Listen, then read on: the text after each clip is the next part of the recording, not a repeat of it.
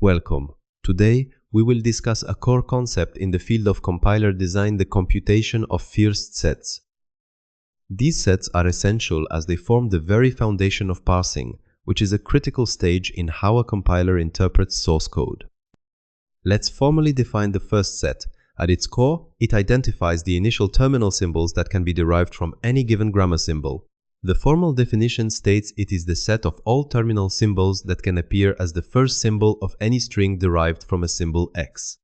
It's also important to note epsilon inclusion. If a grammar symbol x can derive the empty string, or epsilon, then epsilon is explicitly included in the first of x. A simple analogy is that this set answers the question, what visible symbol can a string begin with?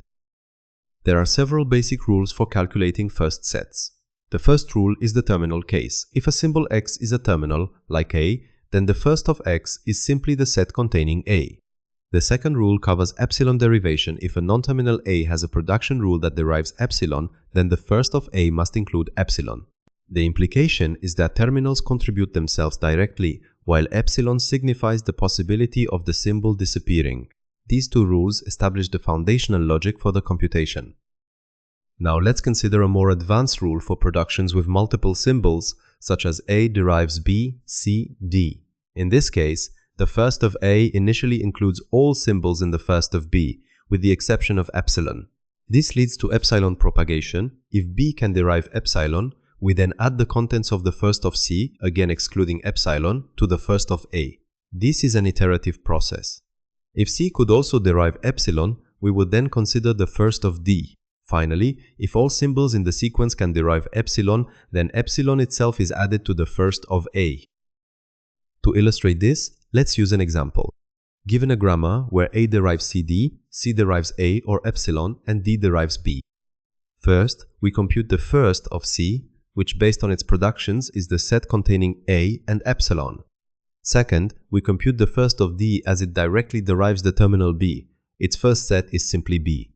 To find the first of a, we add the first of c excluding epsilon, which gives us a. Since c can derive epsilon, we then also add the first of d, which gives us b.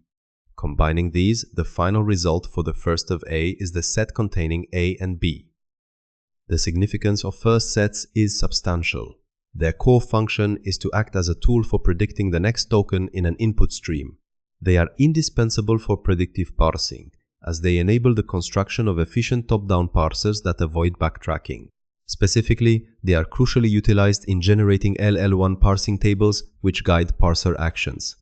Overall, they are a foundational concept in compiler design, vital for language recognition, syntax analysis, and error recovery. Thank you for your attention. As demonstrated, a thorough understanding of first sets is absolutely key to mastering the principles of compiler parsing.